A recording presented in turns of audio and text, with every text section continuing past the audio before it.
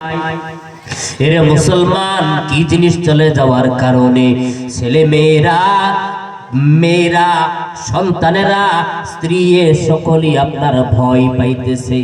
এরে মুসলমান, আপনার আসল জিনিস হইল আত্মা।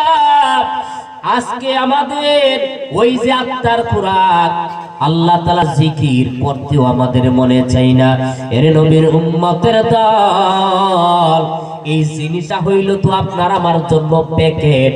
আসল জিনিস হইল আপনার আমার রূহ বা আত্মা, ঠিক কিনা বলেন? এরে মুসলমান, এই আত্মা চলে যাওয়ার পর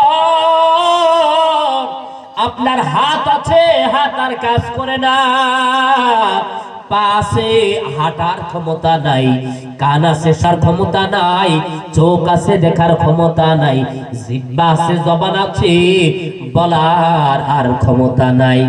ওই তলের দিক দিয়ে আসিয়া পিপিলিকা কেটে কেটে আপনাকে ক্ষত করে দিয়েছে, অথচ বলতে পারতেছেন রে সন্তানেরা আমাকে পিপিলিকা কামড়াইতে আছে, তাড়াতাড়ি করে পিপিলিকাকে সরাও। আপনার জবান আছে, বলার ক্ষমতা নাই।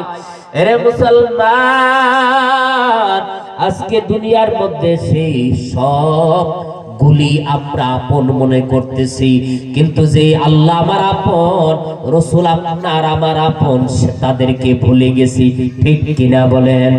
এরে নবীর উম্মতের দল, এত বড় মাহফিল সাজাইয়া যদি আপনি আমি বাড়িতে বসে থাকি, আসলে মুসলমানিত্ব আমাদের ভিতরে নাই। মুসলমান নাম আছে, বলে দাদার নাম কি সলিমউদ্দিন, বাবার নাম কি কলিমউদ্দিন, আমার নাম কি আলিমউদ্দিন, নামে সরকারি নামে মুসলমান। যদি মুসলমান চেক করার জন্য কোনো থার্মোমিটার থাকতো, তাহলে বোঝা যাইতো কতজন মুসলমান কতজন বেঈমান, ঠিক কিনা বলেন? এরে মুসলমান, আজকে আপনার গরু খাইলেই মুসলমান বলে না, দাদা মুসলমান, বাবা মুসলমান, সেই সূত্রে আমি মুসলমান, একে মুসলমান বলে না।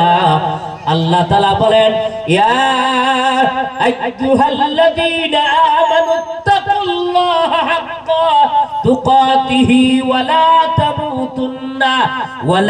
তামুতুন্না ইল্লা